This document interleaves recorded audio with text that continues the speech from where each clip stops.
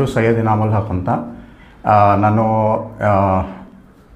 ಈ ಥರ ಎಲ್ಲ ನನ್ನ ಮೇಲೆ ಫಾಲ್ಸ್ ಅಲಿಗೇಷನ್ಸ್ ಮಾಡಿದ್ದಾರೆ ನನ್ನ ಧರ್ಮಪತ್ನಿ. ಅವಳ ಹೆಸರು ಖೈರೂನ್ ಬಿ ಅಂತ. ನನ್ನ ಹೆಸರು ತೆಗಿಯೋಕ್ಕೆ ನಂಗೆ ಇಷ್ಟ ಇಲ್ಲ, ಯಾಕೆಂದರೆ ನಾನು ಮದುವೆ ಆಗಿದ್ದೀನಿ.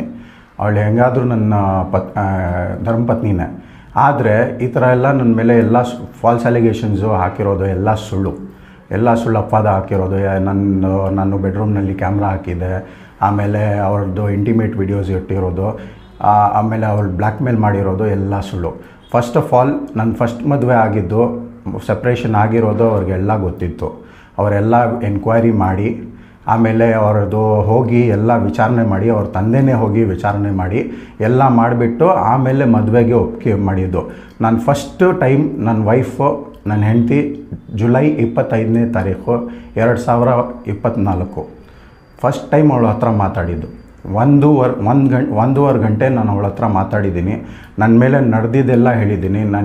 ನಾನು ಹೇಗೋ ನನ್ನ ಮದುವೆ ಸಪ್ರೇಷನ್ ಆಯಿತು, ಯಾಕಾಯಿತು, ಯಾಕೆ ಪ್ರಾಬ್ಲಮ್ ಆಯಿತು ಎಲ್ಲ ಹೇಳಿಬಿಟ್ಟು ಆಮೇಲೆ ಅವಳೇನು ಹೇಳಿದ್ರು, ನನಗೆ ಆ ಥರ ಏನು ಪ್ರಾಬ್ಲಮ್ ಇಲ್ಲ, ನಿಮ್ಮ ಸಪ್ರೇಷನ್ ಆಗಿರೋದು ಎಲ್ಲ ನನಗೆ ಏನೂ ಬೇಕಾಗಿಲ್ಲ, ನನ್ನ ಹತ್ರ ನೀವು ಹೆಂಗೆ ನಡೀತೀರಾ ಅಷ್ಟೇ ಸಾಕು, ನೀವು ನಿಮ್ಮ ಜೊತೆ ಮಾತಾಡ್ತಾ ಇದ್ದೀರಲ್ಲ ಅದೇ ಸಾಕು ನನಗೆ ಅಂತ ಹೇಳಿಬಿಟ್ಟು ನನಗೆ ಮೀಟಿಂಗ್ ಸ್ಟಾರ್ಟ್ ಮಾಡೋಕ್ಕೆ ಡೈಲಿ ನಾವು ಫೋನ್ನಲ್ಲಿ ಮಾತಾಡ್ತಾ ಇದ್ವಿ. ನಾವು ಜುಲೈ 25ನೇ ತಾರೀಕು ಆದಮೇಲೆ ಇದು ನಾನು ಅವಳ ಹತ್ರ ನಾನು ಕನ್ಸಲ್ಟ್ ಮಾಡಿಲ್ಲ, ಯಾವುದು ಇನ್ಸ್ಟಾಗ್ರಾಮ್ ಲಿಂಕಿಂದ ನಾನು ಫೋನ್ ಮಾಡಿಲ್ಲ, ಯಾರು ಏನೂ ಮಾಡಿಲ್ಲ.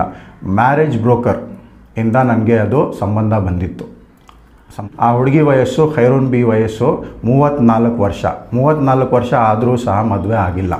ಅವ್ರ ಮನೆಯಲ್ಲಿ ಫಸ್ಟೇ ಅವ್ರ ಹಿರಿಯ ಮಗಳು ಇದ್ದಾರೆ, ಅವಳಿಗೆ 2 ಸಪ್ರೇಷನ್ ಆಲ್ರೆಡಿ ಆಗಿದೆ. ಈ ಥರನೇ ಅವ್ರ ಬಾಮೆದ ಮೇಲೆ ಈ ಥರನೇ ಸುಳ್ಳಪದ ಹಾಕಿ ಅವನು ಒಡವೆಗಳನ್ನು ಹೊಡ್ಕೊಂಡು ಹೋಗಿದ್ದಾನೆ, ಅವನು ಈ ಥರ ಹೊಡೆದಿದ್ದಾನೆ ಅಂತ ಹೇಳಿಬಿಟ್ಟು ಸುಳ್ಳಪದ ಹಾಕಿ ಏನ್ಷಿಯಂಟ್ ಟೈಮ್ಸ್ನಲ್ಲಿ ಎಲ್ಲ ನ್ಯೂಸ್ನಲ್ಲಿ ಹಾಕಿಬಿಟ್ಟು ಅವ್ರನ್ನ ಹೆದರಿಸಿ ಅವನು ಊರೇ ಕರ್ನಾಟಕನೇ ಬಿಟ್ಟು ಹೋಗಿ ಥರ ಮಾಡಿದ್ದಾರೆ. ಅದು ನನಗೆ ಡೈಲಿ ಹೇಳ್ತಾಯಿದ್ರು ಅವಳಮ್ಮ, ನಾವು ಈ ಥರ ಮಾಡಿದ್ದೀವಿ, ನಾವು ಈ ಥರ ಮಾಡ್ತಾಯಿದ್ದೀವಿ ಅಂತ. ಅವಳು ಫಸ್ಟು ಮೇನ್ ಇಂಪಾರ್ಟೆಂಟ್ ರೋಲ್ ಅವಳಮ್ಮ ದಿಲ್ಶಾದ್ ಬಿ. ಡೈಲಿ ಈ ಥರ ನನಗೆ ಟಾರ್ಚರು ಎಲ್ಲ ದಿವಸಕ್ಕೆ ಅವಳಮ್ಮಗೆ ಚೆನ್ನಾಗಿ ಗೊತ್ತಿತ್ತು.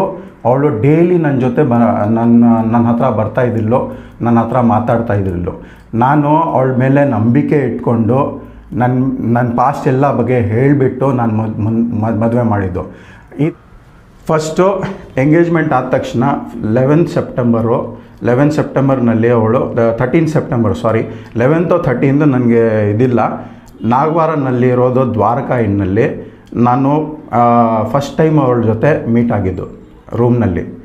ಅವಳು ಸ್ವತಃ ಇಚ್ಛೆಯಿಂದ ಬಂದಿದ್ಲು, ನಾನೇನು ಬಲವಂತ ಮಾಡಿಲ್ಲ.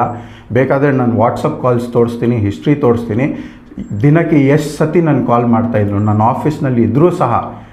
ಆಫೀಸ್ನಲ್ಲಿ ಎಷ್ಟು ಬ್ಯುಸಿ ಇದ್ದರೂ ಸಹ ನಾನು ಬ್ಯಾಕ್ ಟು ಬ್ಯಾಕ್ ಕಾಲ್ಸ್ ಮಾಡಿ, ನಾನೇನಾದರೂ ಕಾಲ್ ಪಿಕ್ ಮಾಡಿಲ್ಲ ಅಂದರೆ ಒಂದು ಸೈಕೋ ಥರ ಬಿಹೇವ್ ಮಾಡ್ತಾಯಿದ್ರು. ಅಳ್ಳಕ್ಕೆ ಸ್ಟಾರ್ಟ್ ಮಾಡೋದು, ನೀನೇನು ನಿನ್ನ ಕೆಲಸ ಆದ ತಕ್ಷಣ ಇವಾಗ ನನ್ನನ್ನು ಅವಾಯ್ಡ್ ಮಾಡ್ತಾಯಿದ್ಯಾ, ಇದು ಮಾಡ್ತಾಯಿದ್ಯಾ, ಏನು ನಿನ್ನ ಮದುವೆ ಮಾಡೋಕ್ಕೆ ಇಷ್ಟ ಇಲ್ಲನಾ, ಈ ಥರ ನನಗೆ ತುಂಬ ಟಾರ್ಚರ್ ಕೊಡ್ತಾಯಿದ್ಲು.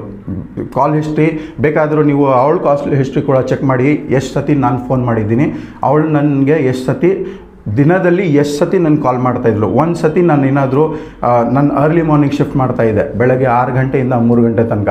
ಅದು ಬೆಳಗ್ಗೆ ಹೋಗಿ ನನಗೆ ಫುಲ್ ಇದ್ದಿರ್ತಾಯಿದ್ದು, ನನ್ನ ಪ್ರಾಜೆಕ್ಟ್ ಮೇಲೇ ನನಗೆ ಇದಿರಲಿಲ್ಲ. ಇವಾಗ ನಾನು ಕೆಲಸ ಮಾಡ್ತಾ ಇರಲಿಲ್ಲ ಅಂತ ನನಗೆ ಪ್ರಾಜೆಕ್ಟ್ ಇಂದ ಹೊರಗಡೆ ತೆಗೆದು ಹಾಕಿಬಿಟ್ರು.